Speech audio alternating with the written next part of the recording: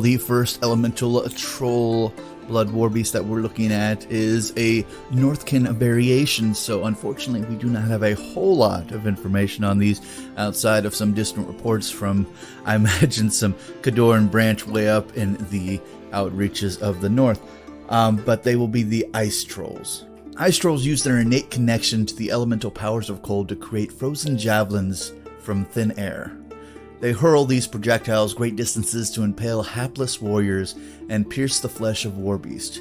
Any who survive the impact die slowly as ice javelins freeze their bodies from within. And I don't know how much of that is hearsay, but if all of that is accurate, then that is a terrifying proposition for any warriors that have to go up against this guy, because even a graze, I imagine, or someone gets hit in the leg, which is usually survivable, is a lot less survivable when you're freezing from the inside out. But again, we do not have a whole lot of information on these guys because they come from, I'm not going to say rumors, but if we're getting them out of Kodor, sometimes things, for anybody who's ever known the Cadoran people, they are very short with their explanations of a lot of things. So, but let's go over their Mark 3 to Mark 4 changes and see if there is anything at all. And as always, we will start with their stat line. So he's still a speed 5, he's still a mat 6, he's still a rat 5, thank goodness for throwing ice spears. He is still a defense 12, he is still an arm 16, he still has a fury capability of 3 and threshold of 9. He still has immunity, slam, and trample, because that would make sense. He is considered a light war beast. He has dual attack, which makes him even more dangerous because he does have ranged and melee weapons he can use. And he also has Pathfinder, because a lot of North can have Pathfinder, because you got to figure out a way to get around that snow and mountainous terrain, which makes perfect sense for him. His abilities that he still has is regeneration D3, so this model can be forced to remove D3 damage points once per activation. So that is fantastic. And his weapons is his thrown ice spear, as mentioned in the report. He is still a rat 5, range 10, rate of fire 1, and POW 13, which is the equivalent to what he was in Mark 3.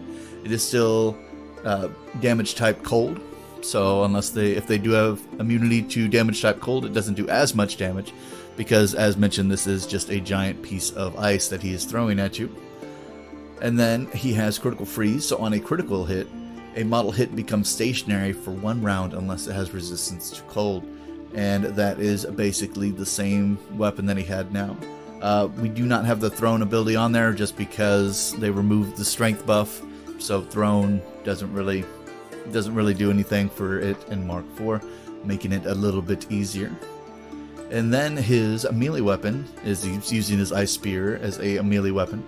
It is a mat 6, a range 2, so it is a reach weapon technically. And it is still a POW 13, which a POW 13 can do some pretty dang good damage in the hands of something that's actually hitting the model, so very good. And on his ice spear, it also has critical freeze as well. So, yeah. And it appears, let's look at his animus here. His animus is called Recoil, cost 1, range self, so it can only be cast on himself, or his warlock can cast it on themselves, rather. Recoil, the spellcaster gains Swift Hunter. Recoil lasts for 1 round. When a model with Swift Hunter destroys 1 or more models with a basic ranged attack, immediately after the attack is resolved, it can advance up to 2 inches.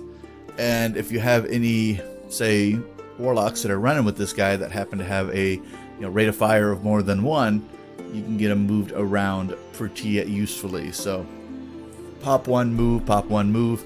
Although him being able to get an additional 2 inches of movement after he hits somebody, or after he kills somebody with a ice spear, very useful because he is just a speed 5, so gives him a little bit more mobility, which is always useful for any Trollbloods army, just because they're not all that quick to begin with, unless of course you're running a full pig force, and then they're pretty average. So